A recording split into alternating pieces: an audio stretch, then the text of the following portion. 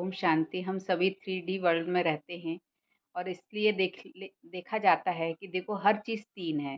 जैसे कि होता है ना कि वर्तमान, भूतकाल, भविष्यकाल, है ना? इसी तरीके से ब्रह्मा, विष्णु, शंकर, इड़ा, पिंगला, सुषुम्ना नाड़ी, हर चीज़ 3 है। त्रिशूल में भी देखो 3 शूल दिखाते हैं, है ना? ऐसे ही सरस्वती, लक्ष्मी जी और पार्वती जी, है ना? गंगा, यमुना, सरस्वती ऐसे बोलते हैं ना। और जैसे कि परमात्मा भी ज्ञान में हमेशा हमें सबको समझाते हैं कि बच्चे निराकारी, निर्विकारी, निरंकारी भव। तो परमात्मा कहते हैं अपने शक्तियों को पहचानो। आत्मा की शक्तियां हैं मन, बुद्धि और संस्कार। तो इस तरीके से हम समझेंगे आगे। पहले तो हम लोग जब मेडिटेशन में बैठते हैं तो मन को शांत करते हैं और श्वास पर ध्यान देते हैं। मन को शांत करने के लिए ही श्वास पर ध्यान देते हैं। तो अब इसको हम समझेंगे कि हमारे जो जैसे ये नोज़ होती ना उसका शेप बनाया, ठीक है। तो जो लेफ्ट साइड का नॉस्ट्रिल है वहाँ से जब हम सांस लेते हैं तो वो ईड़ा नाड़ी, ठीक है, मतलब बाएं हाथ साइड से। और दाहिने हाथ से जब सांस ऊपर जा रही है, हम ले रहे हैं, तो वो पिंगला नाड़ी। और मस्तक के ऊपर, ये मस्तक में भ्रुकुटी के मध्य में सुषुम्ना नाड़ी, उसे ही तीसरा नेत्र बोलते हैं ना, उसे ही आत्मा का स्थान भी बोलते हैं, तिलक का स्थान। तो इस तरीके से ईड़ा, पिंगला और सुषुम्ना, माने जब हम ध्यान करते, मेडिटेशन करते हैं तो हमारी आत्मिक ऊर्जा भ्रुकुटी के मध्य में हम अनुभव करते हैं। और इसी तरीके से ब्रह्मा, विष्णु, शंकर, तो जो ईड़ा नाड़ी है वो चंद्र नाड़ी है, तो वो ब्रह्मा, है ना। और जो पिंगला नाड़ी है वो शंकर, और विष्णु माने सुषुम्ना नाड़ी, ठीक है। तो इस तरीके से इसको समझेंगे।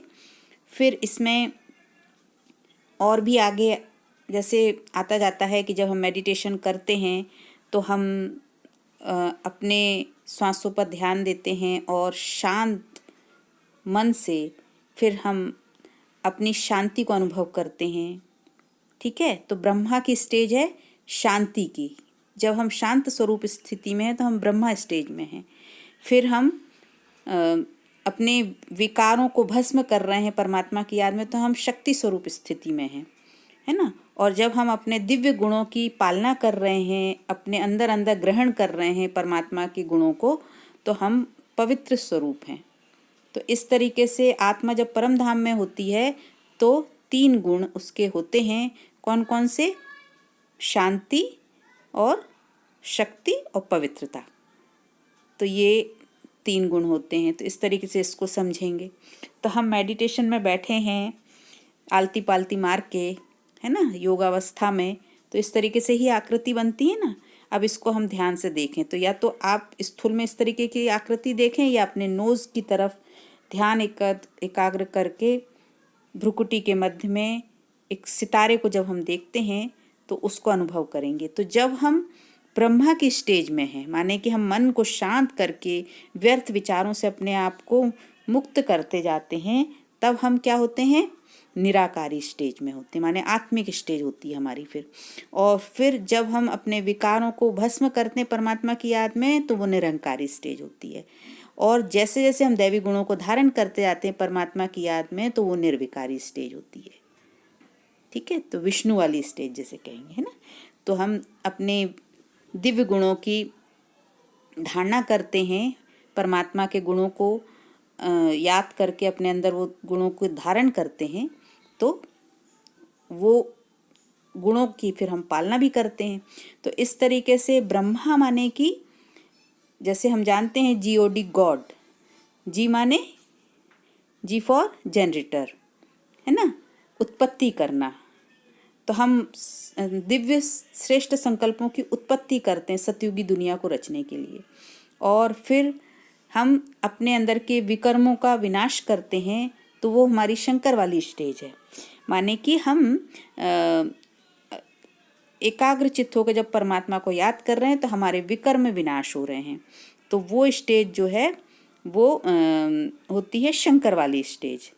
ठीक है, माने कि डिस्ट्रॉयड, हम अपने विचारों को डिस्ट्रॉय कर रहे हैं। कौन से विचारों को? जो पुराने विचार हैं, जो नेगेटिव विचार हैं, उनको हम, पुराने संस्कारों को हम त्यागते हैं। तो वो, और इस तरीके से हम दैवी संस्कारों को धारण करते जाते, परमात्मा के गुणों को, शक्तियों को योगावस्था में रह के अंदर ग्रहण करते जाते हैं आत्मा में। तो वो स्टेज हो जाती है ऑपरेटर की। माने हम फिर सतयुगी संसार को हम क्या करते हैं? ऑपरेट करते हैं। मतलब हम अपने स्वपरिवर्तन से विश्व परिवर्तन करते ना। तो GOD गॉड माने त्रिमूर्ति है ना, ये ब्रह्मा विष्णु शंकर, इनकी रचयिता कौन है? शिव, परमात्मा शिव, सुप्रीम सोल। तो इसी प्रकार से हम इसको समझेंगे कि परमात्मा शिव निराकार ज्योति बिंदु स्वरूप हैं, है ना। तो निराकार हैं और उसको हम इस ढंग से भी समझेंगे कि हमारे अंदर शरीर में भी सब रचना जो हुई है वो किससे हुई? शरीर के अंदर या शरीर के बाहर हर चीज में, हर जगह अणु हैं, है ना, एटम। तो वो प्रोटॉन, न्यूट्रॉन और इलेक्ट्रॉन। तो प्रोटॉन माने कि ब्रह्मा वाली स्टेज, और न्यूट्रॉन माने शंकर वाली स्टेज, और इलेक्ट्रॉन माने विष्णु वाली स्टेज।